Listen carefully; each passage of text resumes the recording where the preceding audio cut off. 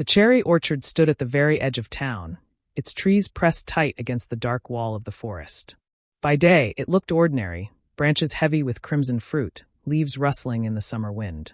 But at night, the orchard changed. The air grew colder, shadows stretched longer, and no one dared to enter. No one except Clara.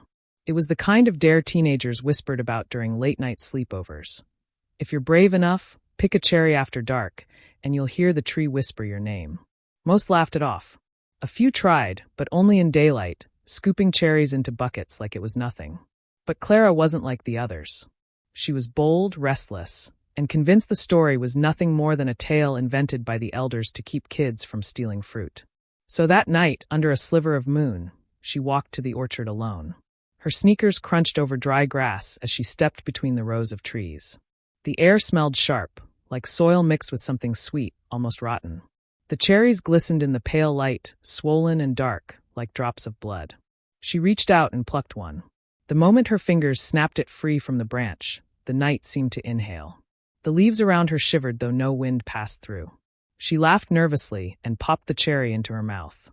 Its taste was startling, syrupy sweet at first, then metallic like rust. She spat it out, coughing, but when she looked at the ground, the cherry had vanished. No juice stained the dirt. No pit remained. Only silence. And then her name. It came not as a voice, but as a whisper threaded into the air. Clara. Her body froze. The orchard no longer looked familiar. The trees seemed taller, their branches curling like claws.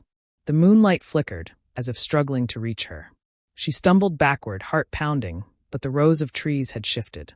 Where once there was a clear path out, now the orchard stretched endlessly, a labyrinth of twisting shadows. "Hello," she called, her voice thin and breaking. No answer. Only the rustle of leaves and again the whisper, "Clara." The sound came from above. Slowly, against every instinct, she tilted her head back. In the branches, dozens of cherries hung motionless. But in the glow of moonlight, she saw they weren't cherries at all. They were eyes, and every single one of them was staring at her. Clara stumbled, her breath tearing out in ragged gasps. The orchard soil seemed softer now, sucking at her shoes, pulling her down.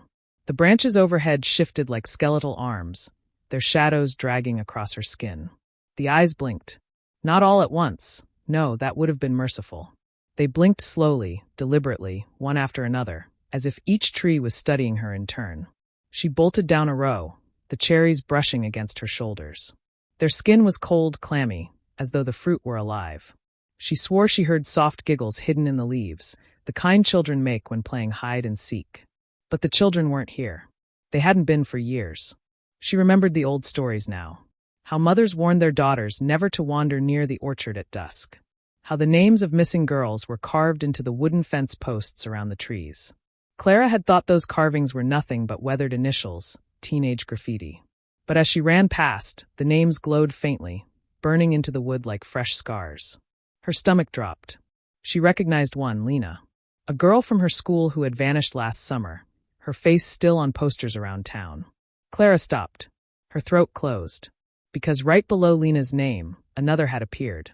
Letters still smoldering as if carved by invisible hands. Clara. The orchard groaned. It was the sound of wood twisting, of roots grinding beneath the earth. A low, hungry moan rippled through the trees. "Stop," she whispered, her voice trembling. "This isn't real. This isn't." The whisper cut her off. It was louder now, clearer, curling around her like smoke. "Clara, stay with us." Her knees buckled as a sudden weight pressed on her chest. The orchard blurred, the trees bending closer, cherries swaying like pendulums. She tried to crawl, clawing at the soil, but her hands sank into the earth as though it were water. Something moved beneath her palms. Fingers. Dozens of pale fingers writhing just below the surface, gripping her wrists, pulling her down. She screamed, thrashing, but the ground opened like a mouth, swallowing her inch by inch. The trees shivered in anticipation, the eyes above unblinking now, fixed on her descent. The last thing Clara saw before the darkness claimed her was the orchard's branches closing above, sealing shut like a coffin lid. And then silence. When the townsfolk searched the next morning, they found only a single cherry lying in the dirt. It was bright red, and it tasted of blood. The village was silent that night, though the silence itself felt wrong, too heavy, like a blanket meant to smother. The cherry tree loomed in the moonlight, its trunk thick, its bark twisting in unnatural knots, and its branches dripping with fruit that shone like drops of blood. Ella should have turned away. She should have remembered the warnings, the old stories whispered around firesides, but something inside her, something not her own, pulled her forward. Her hand trembled as it brushed against the lowest branch. The cherries pulsed with a wet sheen, as if they were alive. Behind her, the air shivered. A whisper rose, though no wind moved. "Take it. Take one. Join us." Ella's breath caught. She turned, but no one was there. Only shadows shifting against the grass, stretching long, unnatural, as though cast by unseen figures. She wanted to scream, to run, but her body no longer listened to her. Her fingers closed around a cherry. Warm. Beating. Like a heart in her palm. The ground groaned beneath her feet, cracking, splintering open as roots as black as tar burst through the soil.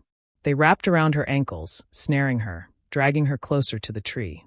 She cried out, clawing at the earth, but the soil sucked at her hands, swallowing her fingernails until they bled. The tree's bark shifted, forming faces, eyes bulging from the knots, mouths frozen mid-scream. Some were silent, others moved, lips trembling as if still begging for release. Ella's stomach turned when she recognized one of the faces, the same woman from the missing poster she had seen days ago. "No, no, no, no!" Ella sobbed, thrashing. The cherry in her palm pulsed harder, then split open. Thick black liquid spilled across her skin, searing her flesh. She dropped it, but the roots forced her hand back, shoving it into her mouth. Her lips sealed. Her throat convulsed. The taste was wrong, sour and metallic like old blood. The cherry dissolved into her tongue, burning, branding her from the inside out. Her eyes rolled back. The voices grew louder. "One of us. One of us. One of us." The soil yawned wider, and the roots pulled her down, deeper and deeper, until the moonlight was just a faint glow above. The last thing she saw before the dirt sealed over her head was the cherry tree shaking with silent laughter, its fruit rippling as if hundreds of hearts had begun beating in unison. And the village slept on, unaware that Ella had joined the orchard below. The orchard had grown impossibly quiet, the way a room falls silent when someone enters uninvited. Marla's footsteps sank into the soil, which now pulsed faintly beneath her boots, as if the ground had a heartbeat. Every tree seemed to lean inward, branches curved like ribs forming a cage around her. The cherries glistened unnaturally, their red too bright against the dark, as though dripping with something thicker than juice. She gripped the locket around her neck, the one her grandmother had left her. The metal burned hot against her skin, pulsing in rhythm with the earth. It was then she remembered. Her grandmother had warned her never to eat the orchard's fruit, never to pick what didn't belong after nightfall. But Marla had already broken that rule, and the orchard was collecting its debt. Whispers rose among the branches, so soft she first mistook them for the wind. "Come back, you belong to us now." She picked. The voices weren't angry, they were mournful, endless echoes of others who had wandered in and never returned. She turned, and for the briefest second she saw them. Dozens of faces pressed into the bark of the nearest trees, eyes closed, mouths slightly parted, as if forever mid-scream. The trees weren't just alive, they were filled. The orchard wasn't growing fruit, it was growing people. Marla stumbled back, her hand brushing one trunk. It was warm. Beneath the bark, something moved, pushing faintly against her palm like fingers desperate to claw their way out. She yanked her hand back, a shiver cutting through her bones. Then footsteps.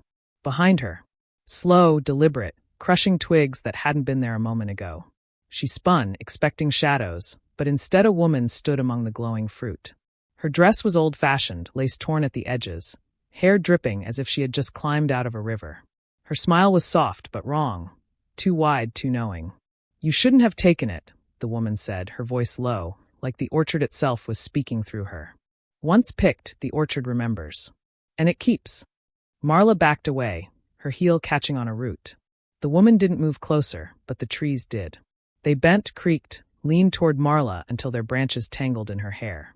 One cherry brushed against her cheek, and for a split second she swore it blinked like an eye.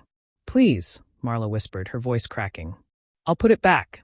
But the woman only tilted her head, smiling wider. "It isn't the fruit you've taken. It's yourself." The orchard groaned, roots twisting, and the ground split open beneath Marla's feet. The sun never rose for Leah. Morning came for the village, but to her it was still night.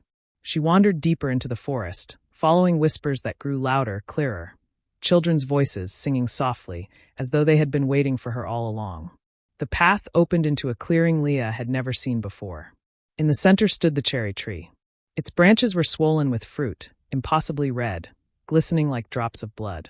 But now she saw what she hadn't before. Shapes hanging between the branches, swaying gently. Not fruit. Faces. Pale, stretched, and still. Each cherry was a person. A soul trapped in sweet flesh. Their mouths opened soundlessly, eyes wide, pleading.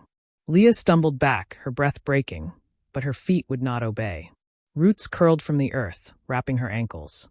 The tree itself seemed to lean closer, a silent predator. You picked one, the children's voices chimed. Now you must replace it. The memory of that night returned in sharp detail. The cherry she had plucked hadn't been fruit at all. It had been a life, a fragment of someone who had walked this same path before her. That single act had sealed her place among them. Leah clawed at the roots, screaming for help, but no one in the village heard her. The forest muffled her cries, just as it always had. One by one, the cherries split open, dripping crimson sap, their human faces groaning in chorus. The song shifted into wails. The tree's bark split down the middle, revealing a hollow lined with teeth. It breathed, exhaling the scent of decay and rot. The whispers pressed into Leah's skull. Join us. Join us. Join us. She tried to close her eyes, but the forest forced them open. The children emerged from the shadows, thin, skeletal, eyes as black as pits. They encircled her, smiling with mouths too wide. One child held out a cherry and pressed it against Leah's lips. Her body convulsed, rejecting it, but the fruit melted on her tongue. Sweet. Sour. Burning. Her screams choked into silence as the roots dragged her upward. Bark wrapped around her chest, crushing her ribs, until she was bound tight to the trunk. The last thing she saw was her reflection forming inside one of the cherries. A face twisted in terror, eyes forever open. By dawn, Leah was gone. And in the village, the old tree bore one more cherry. A little brighter. A little redder. Waiting for the next hand to reach out after dark.